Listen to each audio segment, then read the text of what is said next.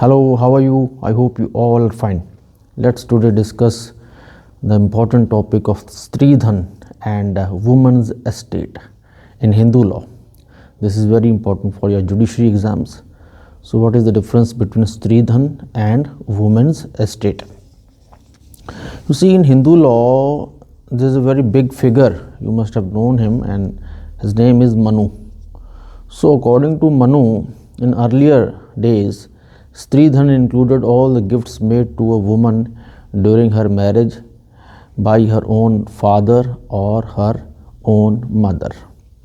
And even during her bridal procession, that is her barat, when she goes from her father's home to the home of bridegroom.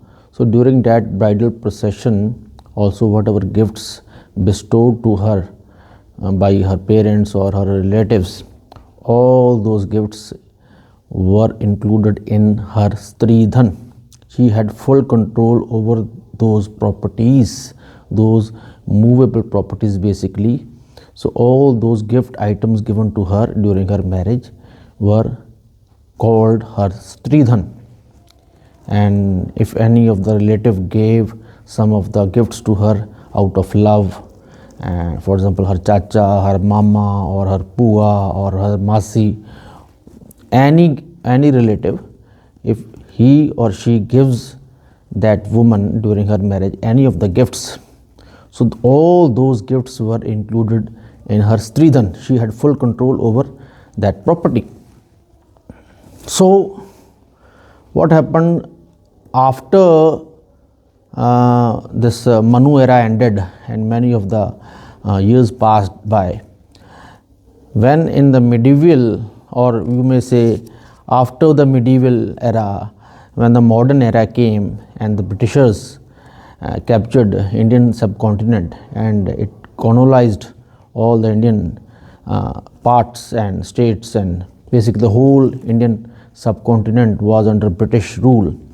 So at that point of time, like nowadays we have Supreme Court as the highest court of India. All the courts are bound to obey the directions of the Supreme Court. Similarly, at that point of time during British era, Privy Council was the biggest or the highest court of law. So Privy Council in those days gave various rulings, and the crux of those rulings in many of those cases, it was held that this Stridhan is different from woman's estate. Woman's estate is something different term than the Stridhan. So there was a little bit confusion in the general masses, but basically what the Privy Council tried to say that any property inherited by the woman, whether by gifts or any other thing, that is basically the movable property, that is her Stridhan. She had full control over that property. She can sell that property, she can do whatever she wants to do with that property, but for example jewelry and all these things. But if she has got hold of some real estate like immovable property, through she had got the hold of that property through partition or through inheritance, So if a woman gets some immovable property or some real estate through inheritance or through partition, and that property which she inherits or she got through partition, and basically that property is a immovable property, that is basically her woman's estate, not Stridhan. That's not Stridhan, that's woman's estate. It means she had some limited control over that property, not full control. She is not the full owner of that property, the estate, the real estate, the immovable property. Why? Because in those days daughters were not given as much property as the sons were given. So sons were preferred by the parents. Basically if the property was the immovable property, and the sons were given preference by the parents, and the daughters were not given the full ownership rights over that immovable property.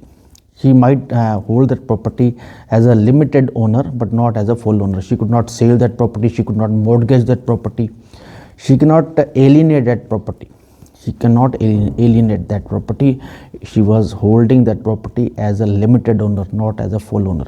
So that was known as woman's estate. Other property, all the jewelry items or all the gifts, basically the movable property, that was regarded her Stridhan. So this was the difference between Stridhan and woman's estate. Then this was the you may say little bit problem in our this law, Hindu law. So what happened in 1956? Hindu Succession Act was passed by the Parliament of India. After independence, we got independence in 1947. So after 5 or 6 years, in 1956, Hindu Succession Act was passed, and in that act section 14 was added.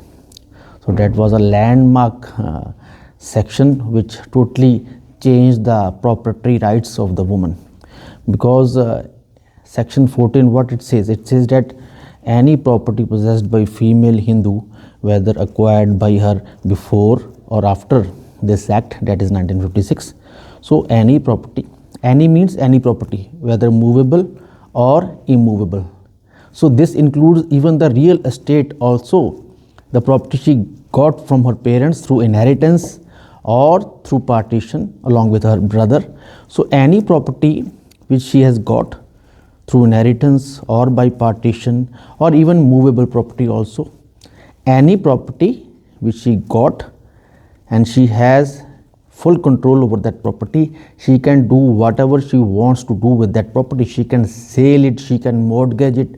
She is the absolute owner by now.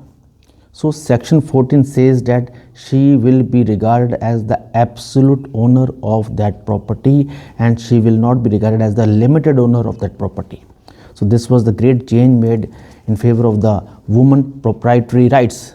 Even section 14 has overruled the Hindu Women's Right to Property Act 1937, because Hindu Women's Right to Property Act 1937 was passed during the British era, and that also differentiated between this Stridhan and woman's estate. Now there is no difference between Stridhan and woman's estate after 1956. So after 1956, this section 14 has been passed, and according to section 14, all the property inherited or whatever property she has got, whether movable or immovable, through the gifts or through inheritance or by partition or by purchase, if she purchases some property, or by adverse possession also, or even by through maintenance given to her by her this bridegroom and her husband. So if she gets the property by her husband through maintenance, or gifts from strangers or relatives, I mean any property whatsoever, she has got full control over that property. She is the absolute owner of that property, and she can do whatever she wants to do with that property. And if she dies, that property will go to her own heirs, not the heirs of her husband or any male near relative of her. Earlier, when she died, her real estate, her woman's estate, basically the immovable property, would went to the nearest male heir. But now, after section 14 was passed in Hindu Succession Act 1956, if she has some property, whether movable or immovable, and if she dies after her death, all that property will not be going to the heirs of the nearest male member of that family of her.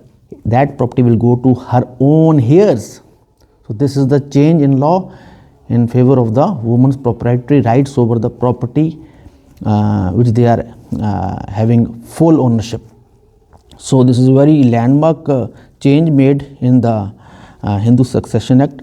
But there is one thing, under section 14 clause 2, this is the other clause. Earlier I have told about section 14 clause 1, in which she is having full control over that property. She can sell, she can mortgage, whatever she wants to do. She is not now the limited owner, she is the full owner. But under section 14 clause 2, it says that if she gets some property, whether it's movable property or immovable property, if she gets the property through a gift made in writing or through will made in writing, so the emphasis is on writing. So if there is a written deed or written instrument, and through that instrument she got some property, whether movable or immovable, she got that property and there is a line written in that gift or will, deed or instrument, in which, or even if the decree passed by the court, if she gets some property by the decree passed by the court or order passed by the court, or even an award passed by any of the this quasi judicial courts. So in that award or decree or order, or even in the written instrument or gift or will, it is written that she is having some limited ownership over that property, she is having some restricted estate over that property, then that will or award or this court's order or the gift, that will be taking place of section 14 clause 1. It means that now that according to that will or gift or decree or order of the court, she will be having some limited ownership rights over that property. She will not be able to sell that property or mortgage that property according to the written instruments or the directions written in that instrument. So she will abide by that instrument, she will abide by the decree of the court, she will abide by the award passed by any quasi judicial court, but that award will prevail, that decree will prevail, and she will have the proprietary rights over that property according to that written decree or award or gift or any other written instrument in which she is having some limited interest, some restricted estate over that property. And otherwise if 14 clause 2 doesn't apply, she will be having full ownership over all the property she is having. So this is a landmark change made in Hindu Succession Act in 1956. So this is in favor of Indian women, and this is a landmark change. So I think you like this lecture. Thank you very much.